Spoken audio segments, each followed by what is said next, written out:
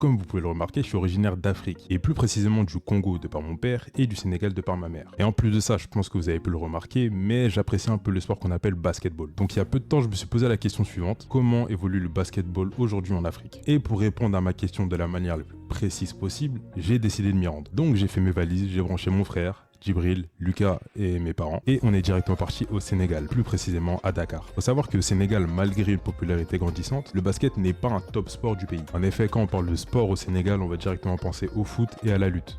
Après, même si c'est pas le top sport du pays, le pays a su faire émerger de grands noms de nationalité ou d'origine sénégalaise qui ont joué dans les meilleures ligues du monde. Je pense notamment à Gorgui Dieng, Jean-Aimé et Axel Toupane qui a fini champion avec les Milwaukee Bucks, Taco Fall, Desangana Diop, Georges Niang et même Sheik Wes.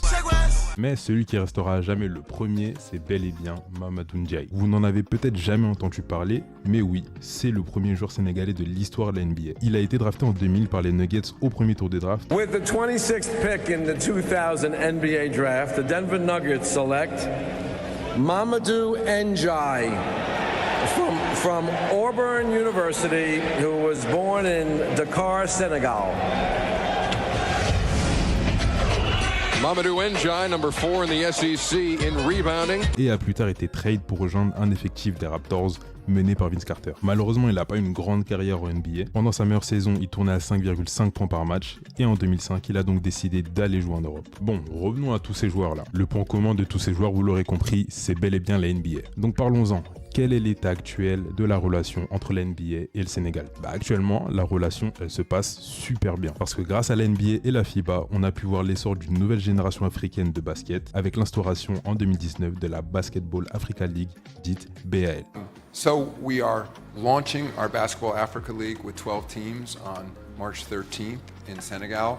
I would say we're hugely excited about that. There's been a lot of discussion around that this weekend. Donc pour ceux qui ne connaissent pas la BAL, c'est un tournoi continental qui se joue en 12 équipes africaines et qui est séparé en 2 conférences. Donc après la saison, les 3 meilleures équipes de chaque conférence seront donc qualifiées en play-off et vont s'affronter pour disputer le Final Four. Et concernant l'organisation, la compétition se déroule dans 6 villes d'Afrique qui sont le Caire, Lagos, Rabat, Monastir, Kigali et bien entendu Dakar. Mais bien sûr, j'ai été bref sur l'explication de la compétition parce qu'il est beaucoup plus complexe que ça. Quand je parle de complexité, je pense notamment à plusieurs tournois de qualification pour cette compétition justement. D'ailleurs, si vous voulez une vidéo complètement dédiée à la BL, dites-le moi dans les commentaires parce que ça pourrait être très intéressant. Et petit bonus comme ça, la BL aujourd'hui elle est dirigée par un Sénégalais qui est Amadou Gallo Fall. Et en me renseignant sur cet homme, j'ai vu que c'était vraiment pas n'importe qui. Déjà, premier point, il est diplômé de l'université du district de Columbia. Avant la BL, il était le directeur et vice-président de la section Afrique de la NBA. Entre 2001 et 2009, il a travaillé avec les Dallas Mavericks en tant que directeur des scouts, donc en gros les recruteurs de Dallas. En plus de ça, il a été le directeur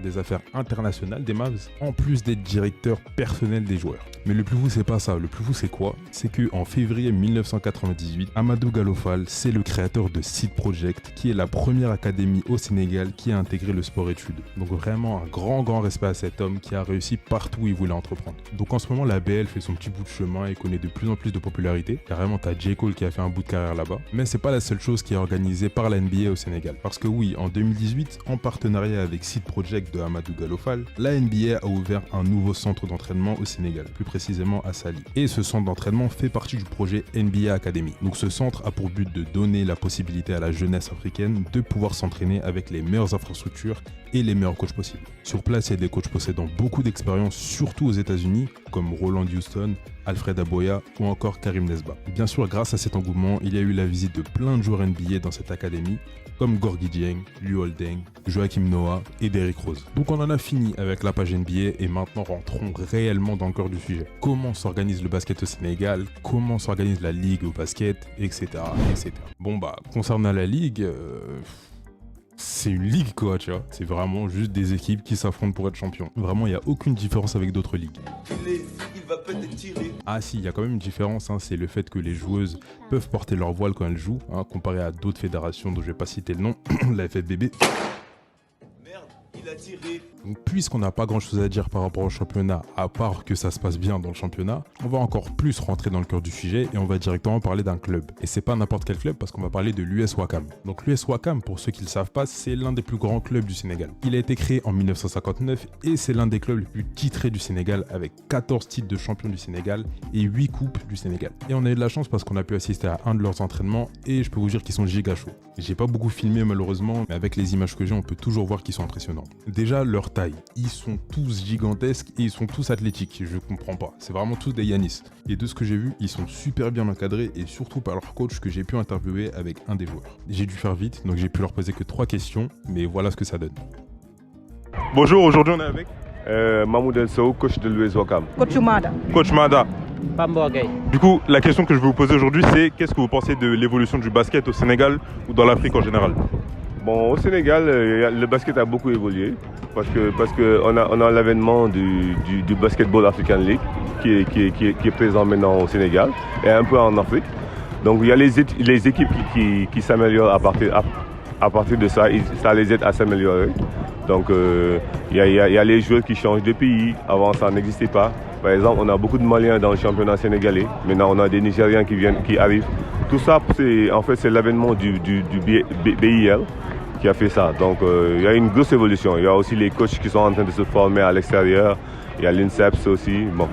Donc il y a une vraie évolution du basketball, voilà, au Sénégal. L'évolution du basket, maintenant, on commence à avoir les petits qui s'entraînent, surtout les kids, les écoles de basket. Il y en a presque au Sénégal, en Afrique. C'est pour ça que le basket, je pense que ça commence à évoluer maintenant. Même l'équipe de Ouakam, c'est bien, on a une bonne équipe, un senior garçon. On évolue bien ici parce qu'on a 2 terrains. C'est pour ça que peut-être l'évolution du basket, ça avance quoi. En ce moment, ça va bien avec la BL, on a de nouveaux tournois, on a de nouvelles catégories.